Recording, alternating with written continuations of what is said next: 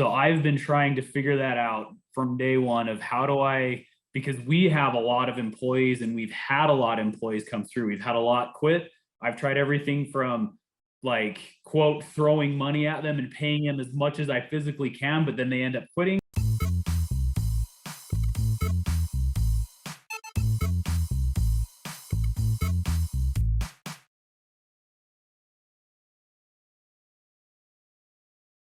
Hello, meat folks. Welcome back to the MeatsPad podcast. It is your humble host, Phil Bass. And today we're going to visit with a small processor in Utah, Nathan Bingham of Bingham's Custom Meats. Nathan, thanks for joining. Yeah, my pleasure. So we had the opportunity to connect a few weeks back at the Northwest Meat Processors Association. That was in Boise, Idaho, this last year, and we got to talking about some kind of interesting things. And first off, and I want to touch on those. First, though, Nathan, tell us a little bit about Bingham Custom Meats and tell us how that came to be. Yeah, for sure. So going over just thinking about how Bingham's became Bingham's, really I like to make changes and make improvements kind of just in my business and my life. So I'm not one to, if it's broke, just let it be broke. Like I'm always trying to fix stuff, which can either be good or bad. But from the beginning, I was introduced into the meat world in 2002. I was hired on at a grocery store to help with the Olympics. Salt Lake City was hosting the Olympics in 2002. I was hired on at 16 as a bagger to help in that grocery store. And one of my duties was cleaning the meat room. So every night after my shift, I was cleaning the meat room and I became fascinated just with meat in general. The guy that was running the meat department was kind of an older guy that had been in the meat business for a really long time. And it was interesting to me just to see that side of the world. So I worked at Valley Market, was the grocery store that I worked at for a few years. Once I graduated high school, I moved to Brazil for a couple of years to serve a mission for my church. And after I got home, I was looking for a job and they had an opening in the meat department. And so I thought, well, that sounds good. I'm not really doing anything else. And so started working in the meat department, learned how to cut, learned how to wrap, learned all the different cuts of meat and became fascinated with just the meat industry in general. And so as I began to learn more about the business side of things and the meat side of things, I saw the potential. I loved to introduce myself as a butcher. I loved all the questions that came just from that. Mm-hmm. And so that's kind of where I fell in love with the meat industry in general. So I started Bingham's Custom Meats as a mobile game processor in 2009. I got home from a mission in 2006. And so from that time forward, I started Bingham's Custom Meats and I would go to people's house and help cut up their deer and elk and whatever else they had just after work. And that led me to putting together an idea of where I could have a trailer with all my stuff in it, where I could haul it around. About that same time, there was a place in Morgan, which was just over from Eden where I was working, so the next valley over. And it was a custom exempt processor that had gone out of business that was for sale. And so I went there looking for equipment with the desire to furnish this trailer that I had kind of envisioned. And we ended up just deciding to buy the establishment. So in 2011, I purchased that building and Bingham's Custom Meats went from kind of mobile game processing to retail and custom exempt. We started doing beef and everything else. And so going from there, it had totally changed. I never really thought that I'd be a business owner or a butcher, I guess, when I was younger. And so from there, I found that first year, I loved the meat industry. I was fascinated by all this stuff, but I could not find really any information or community in the meat world. And so I was looking online. I found some textbooks that I had purchased and basically kind of taught myself how to cut beef by reading those textbooks and watching YouTube videos and basically kind of going through it that way. And so that led me up to, with 2011, after that first year searching around, I found the Butchers Guild in 2012. and joined the Butchers Guild because I was looking for basically any sort of community in the butcher world. And that's what initially introduced me into the World Butchers Challenge and Butchers of America, which would be a little bit further in 2016 through 2018.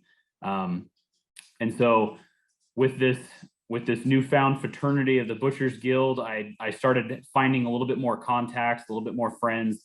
And I had found that the older generation of butchers that weren't as interested in helping and answering questions, that had a little bit more guarded secrets, the upcoming generation of butchers, which would be about myself and kind of our age group, they were a lot more interested in sharing information, sharing ideas, how-tos, all of that stuff. And in about 2018, I guess it was like 2017, the guild announced that they were going to be joining in the World Butchers Challenge. So the World Butchers Challenge was a competition over in Europe that between New Zealand and Australia and France had joined in, and there's all this other stuff. So in 2018, it was going to be in Ireland. The guild wanted to put together a team called the Butchers of America that would compete in the World Butchers Challenge. So looking at my schedule, still being fairly new with our business and really busy, I wasn't able to be a team member, but I wanted to support in any way I could. So Bingham's was a sponsor to the Butchers of America for the World Butchers Challenge. So my wife and I went over to Ireland and as spectators and watched this event. And then that was another turning point that totally shifted the way that I saw meat production, the way that I saw the butchery industry and all of this. And so as we were there watching the competition and rubbing shoulders with people from all over the world, I began to learn and realize that in other countries, there are apprenticeship programs that are out there. There's formal training that you have to go through before you can even start a butcher shop. And I kind of had the feeling of like, well, man, my first year was really rough. I really wish that there was something available like this in the United States, because I felt like I kind of just got dumped in to the business when I started the shop.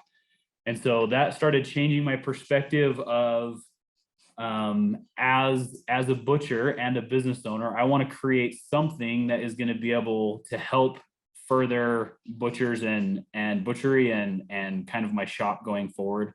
And so once we got home from that, I started rethinking the way that I was running my shop, and I developed three basic standards of what Bingham's is today and what they have come on. So our first standard is to be able to support my family and the family of my employees. The second reason we're in business is to be an asset to the community. And the third is to train up the next generation of butchers.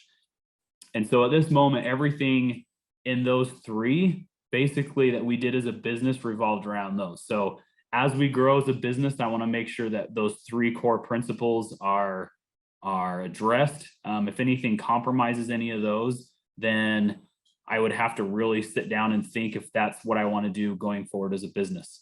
And so out of those, being a support to our family employees, I've heard a lot of people talking about how in the butchery industry, there's not a good pay scale. People aren't making enough. It's not living wages, all of this. So we've really tried to structure to where our top managers and there's growth potential in our business that they will be able to make a living wage and be able to support their families.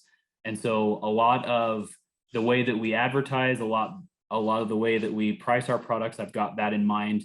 We do a lot of studies to make sure that like our cut tests are right in line and that we advertise in a way that we will be able to bring in business and grow our business in a way that we can support our family and the families of those around us. Being an asset to the community, we have local farmers and ranchers that we really try to support and get online with. We have a line of beef that we run at the shop that's from a local farmer. And so we have consistency with where we're custom exempt and retail, we're in a unique spot to where we can process full carcass and also be able to sell at retail. And so we line up farmers that way. And then being an asset to the community and our involvement with 4-H programs, with the FFA, with mentoring and anything butchery, we try and do that with a community and also support local other businesses in that way. And then training up next generation of butchers. Part of the shop's stance is we have managers that we go through training programs. We have a lot of high school kids that work for us. And so we have them in management positions so that they can learn how to delegate and how to also manage and learn. And then we will shift them in to another position to where they can continue learning. Training butchery is really important to us to be able to have our employees have pride in butchery and pride in our products, but also understanding that butchery is a means to get food and necessities onto the table of our customers and the local community. And so there's kind of a lot that goes into there. So do you have any questions as far as up to that point? Well, man, that is such a great succinct yet broad overview of kind of how you've gotten into this business and what you have made of it, because some folks stumble into it. You somewhat stumbled into it, but embraced it, and not just embraced it, but looked at it in a way where you can truly affect your community locally, and then vastly, and then my goodness, you've gone to the international stage as well to continue learning the art, learning more about the business in general, and bringing notoriety to the business. And I've been taking vast quantities of notes here, and so I want to go back and briefly touch on a few of these things, and then have you elaborate a little bit. One of my favorite interviews recently was with Kevin Trosclair, which Nathan, I believe Kevin up in Coeur d'Alene, Idaho, and talking about paying employees well and training them well, and investing in them so that they're willing to come back and they're happy to come back every day and be part of a good work culture. And it sounds like you're developing that. And if anybody's never been to their website, to Nathan's website, to Bingham Custom Meats, and I'll have you talk more about that, check it out, because I haven't been to the shop, but I'm excited to come visit sometime. I was excited just because of the little videos and blurbs, and it looks like you just have a good attitude within your community, within your group, that folks seem to be really learning, and it's a bustling shop, it looks like. And so very diversified. You mentioned you're custom exempt, so you're still doing some harvest. You also have a retail outlet. I believe you also have like a food service side of things as well, right? Like you're making sandwiches and things like that, so folks can come in and dine as well. Not being bashful about asking for what the value is for the product, which at the last couple meetings that I've been to with small processors, is that folks are wringing their hands about, I don't know how we're going to stay in business. I don't know how to make money. And honestly, we have to just take a bold stance. We have to look ourselves in the mirror and say, listen, what we're doing is honorable. It is definitely something that is needed in the community. And it's okay to charge the value of the product. It's okay to do that, because it's important for all of this to remain, to be able to continue sustainably in an economic fashion, is that we have to be able to price things accordingly so that we can continue to grow in that manner. And so I'm so glad that you mentioned that. I want to go back to Butchers of America. And let's talk a little bit about this, because this is something very unique that most folks listening probably have never heard of. And honestly, I want to learn more about it too. And that's why I wanted to interview you, because you were talking a little bit about it. I've briefly understood a little bit. I was supposed to have gone to the latest competition that was actually in the United States. It was in Sacramento. I didn't get a chance to. I was wandering around the country, and I didn't get a chance to go there. But let's talk more about Butchers of America, the World Butchers Challenge, which is, connected, but it's not the same thing, right? And then let's talk about the art that's being shared, because I live in the science world, and a lot of our listeners are very scientific, but we need to be sharing the art of the trade more, and that's where I believe the Butchers of America really come in. Yeah, absolutely. So the World Butchers Challenge, a brief history real quick of kind of what the World Butchers Challenge is about. And you're right that Butchers of America and World Butchers Challenge is not connected. the World Butchers Challenge is its own entity that runs, and they do a fantastic job. They started out, I've got to look at all my notes because they've been going for a little bit. So in 2011, they had the first World Butchers Challenge, which was kind of a friendly competition that New Zealand and Australia set up against each other. Mm-hmm. And so from the stories that I've heard and I've seen with the founders, they were kind of sitting around a cup of coffee, and one guy was like, I bet my butchers from Australia can beat your butchers from New Zealand. And so isn't that how so many competitions begin? Oh yeah. So over kind of a handshake and for that matter. Yeah.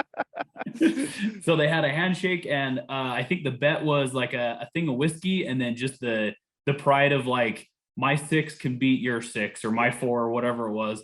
And so in 2011, it was held in New Zealand, with New Zealand and Australia going head to head, and Australia ended up winning. Then 2002, they moved it to Australia, and Australia won again. And then in 2013, the United Kingdom joined them, and then they did the Tri-Nations, and that was held in New Zealand, and then New Zealand won that one. And so now it's starting to grow. It went from kind of a friendly competition basically in the backyard to now it's starting to grow a little bit more. People are getting involved. In 2014, it was held in Yorkshire, England, and New Zealand won that one. And then in 2015, it was held in New Zealand, and then New Zealand won that one again. And so now it's starting to get some traction. They still have those 3 competitors. In 2016, France joined in. It was held in Australia. France joined in. That's when they changed the name to the World Butchers Challenge. So before it was just a competition, then the Tri-Nations. And so 2016 is when they changed the name to the World Butchers Challenge, including France. And then France won that one in 2016. So then they decided to change it up a little bit. Now they made it every 2 years. So then it went to 2018, and that's when it really started to blow up. So in 2018, they had 12 teams competing, and Ireland was the host country. And that's where the Butchers of America got involved. And so from up until this point, I think it kind of just floated around. There's Butcher Wars that happens. There's all these other ones that go on in Australia that kind of float around in New Zealand. And so where now it was the World Butchers Challenge, Butchers of America saw the opportunity to be able to get on board. And so developed a team, like I said, through the guild. And then they competed in Ireland in 2018, and Ireland ended up winning that one. Then America put in a bid to be able to host along with other countries in 2020, actually. And so in 2020, we won the bid to host it in Sacramento. During this time, we had, with COVID starting, there was a whole bunch of stuff that kind of happened during 2020. It got delayed. There was all this stuff going on. In the meantime, Butchers of America separated from the guild, and the guild is its own organization. Butchers of America started a 501c3. And so Butchers of America is now the competing team that competes in the World Butchers Challenge. So I joined the board in 2021 of Butchers of America. And my involvement, I joined the guild board as the transition was happening, and the guild wasn't really structured to go forward the way that Butchers of America wanted to with the team. And so I joined the Butchers of America board, and we formed that board with Danny Johnson, Paul Karras, myself, and some other members. And we basically started funding the team.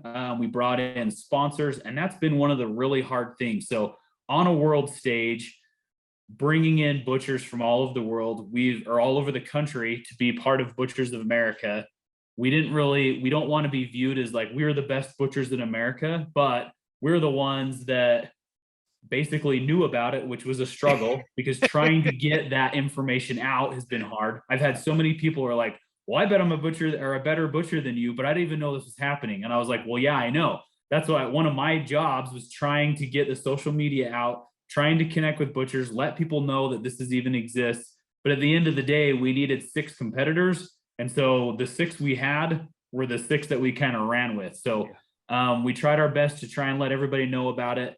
I was on the team as a backup, but also as the financial guy on the board, lining up sponsorships, making sure that clearly the most important team member, obviously. If it, well, I don't know about that. I'm teasing. So making sure that practices would happen, getting people to come out to practice. So it's a huge time commitment. That was another thing. We had a lot of people that wanted to try out for the team, but meeting once a month, flying out to Sacramento to practice, developing. So one of the things we struggled with also is developing. You've got basically, so there's 6 guys on the team. You got 6 chefs in the kitchen that are totally qualified, 100% great ideas. They're used to running their own shops. They've got to come together and produce a product that is unique, right? And so a lot of the practices and going in, there were really no egos. We didn't have any issue. Like everybody was great as far as teamwork, but we had to, as a group, figure out what we wanted to present on the World Butchers Challenge to be able to compete. So we had 3 hours and 15 minutes to break down a half a beef, a lamb, a half a hog, and 6 chickens. And so we've got the 6 team members. You have one that's breaking. We have ones that are doing value add. We have ones that are further processing down. And so altogether, the 6-man team, you can divide it up to where individuals are only doing individual things, or there's some that are breaking, some that are value adding, some that are garnishing. And so, but like we've got the hog guy that starts, but he's got to get trim for the grind guy that can do broths. And so all of that has to, just like a regular butcher shop. Yeah, right? it's a working shop. Yeah. All of it has to feng shui in a way that we can get our products done in the right amount of time. Yeah. We're also judged on sanitary, communication, all of that kind of stuff. And so team presentation, like our uniforms had to be clean, they had to match. So there's a lot going on that we were involved with, like other than just figuring out the products that we wanted to present. And so finding guys that had the right amount of time.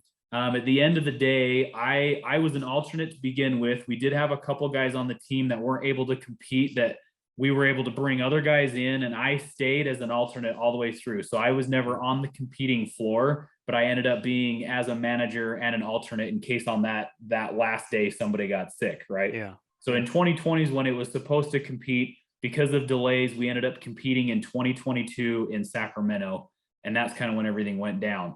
And so along those lines, with all the struggles that we had and the opportunities with COVID of trying to figure out if it was going to happen, everybody got so busy at their shops.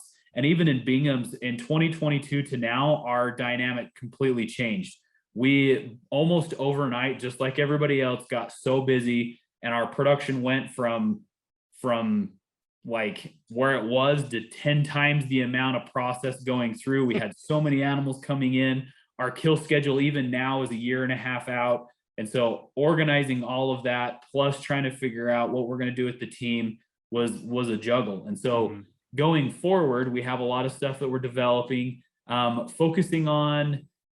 So everybody can break a half a beef, right? Like in everybody's shops, they break down beef, but the way to be able to break it down and make it efficient so that everybody can use it in a certain way, we have to be able, as a team, to adapt breaking it a certain way so that it can be used for certain products, which was really great. So as a 6-man team, one of our breakers, Daniel Stepurik, he had to break down a beef that was going to be used to be made into a product that was an idea of someone completely different.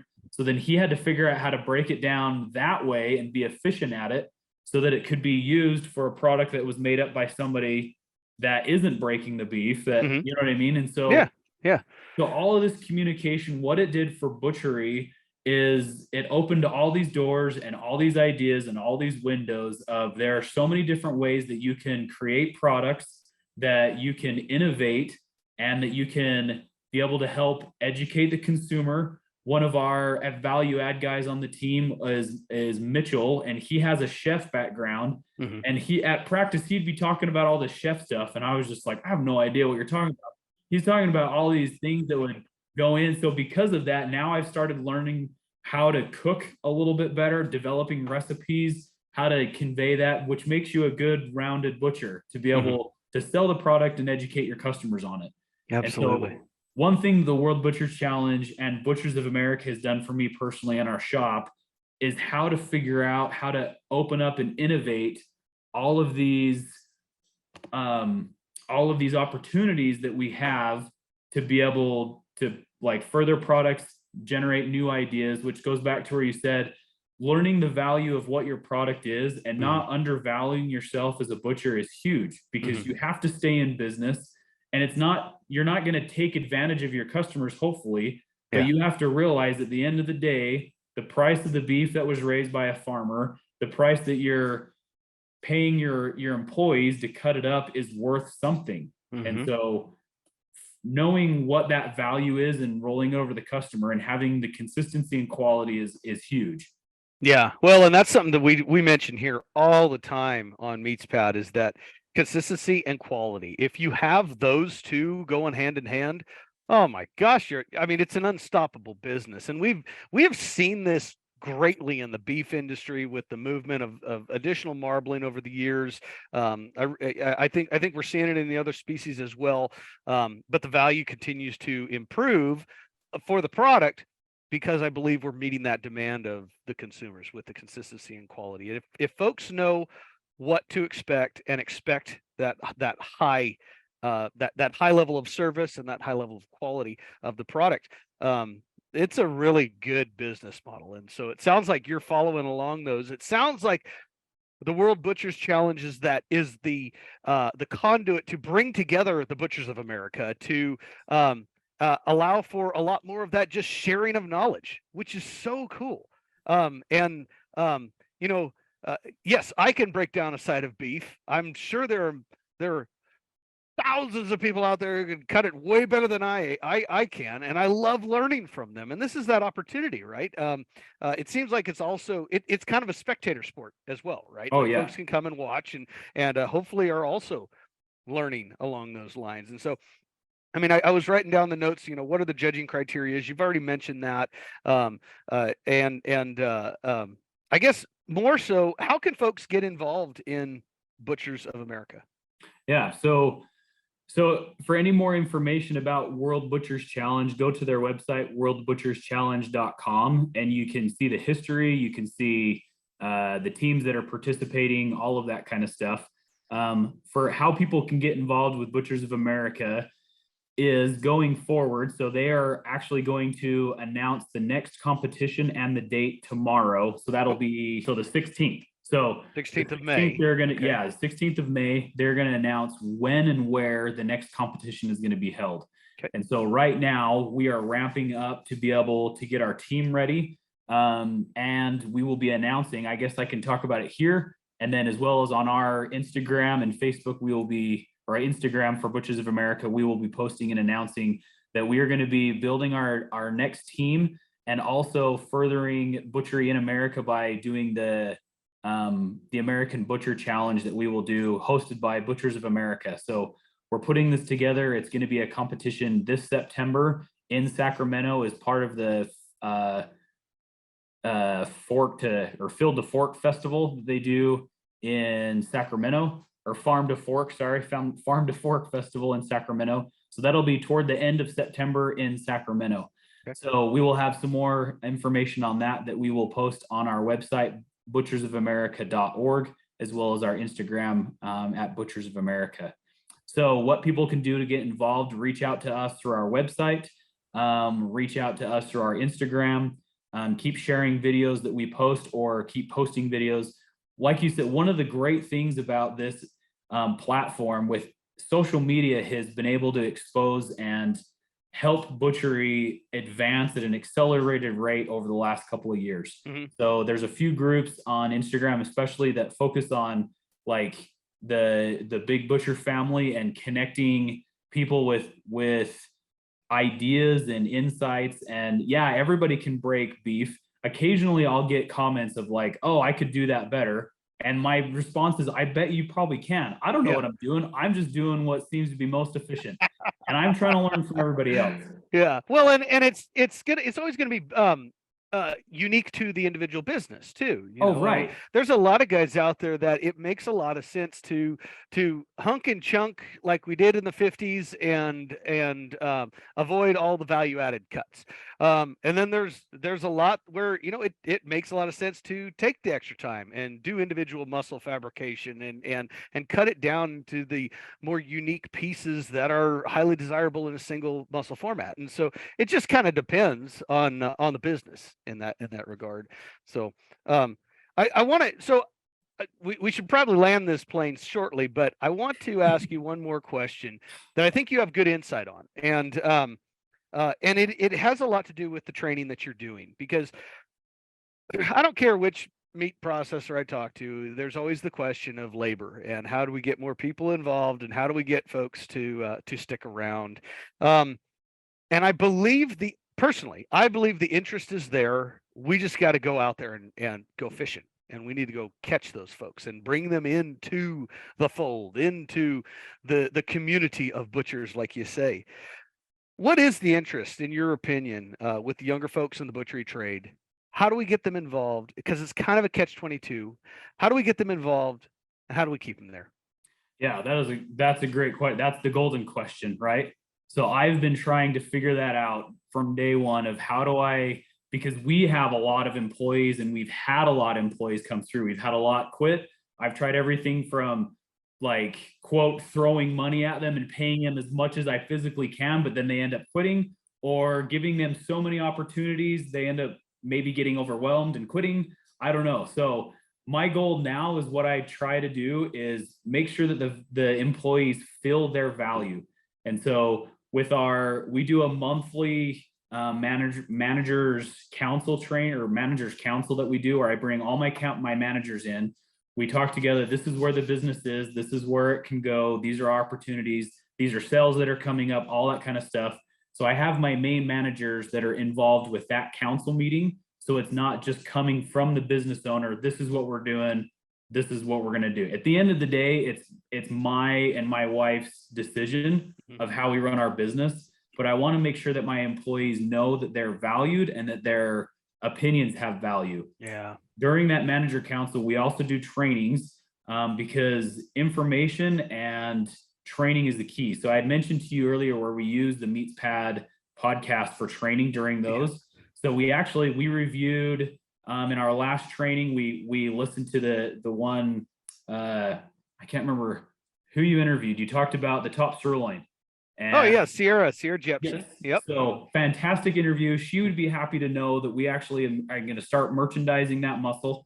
We called it the top sirloin tender. It's the gluteus accessorius muscle. Oh yeah, the accessorius. So sounds like a dinosaur. One of my office managers said we should call it the lumberjack steak because it has axe in the name. So there you go. I love it. I love it. You heard it here first, folks.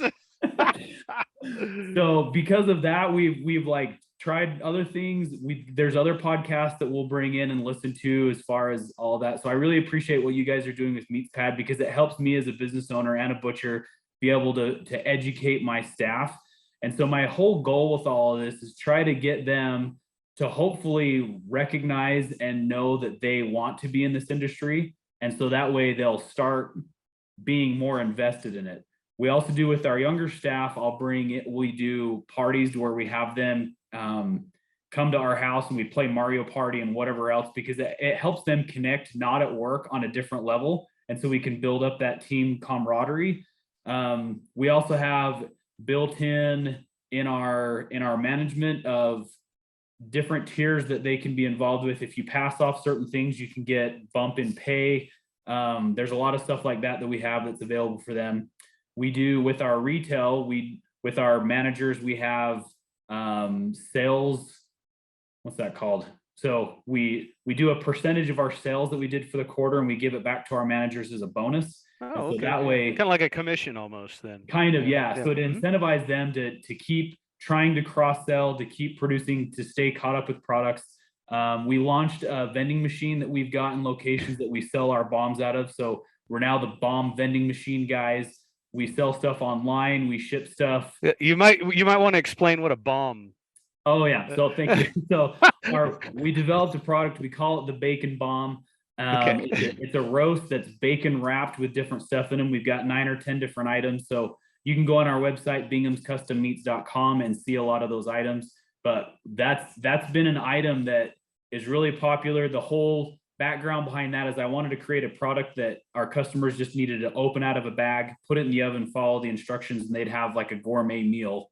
And that has been a really good product for us to be able to push and sell. So Well, that is so cool. I had to stop you there because I have some flights coming up and I didn't want to get on a list or anything. So oh yeah. well, and honestly, Nathan, I mean, the ideas that you have, I think it's going to warrant yet another interview in the future. So keep them coming. I want to just solidify what you said in one phrase, and that's get employee buy-in. You got to get them involved in the business. They're not just robots. These are human beings that, as we continue to go, we're realizing people,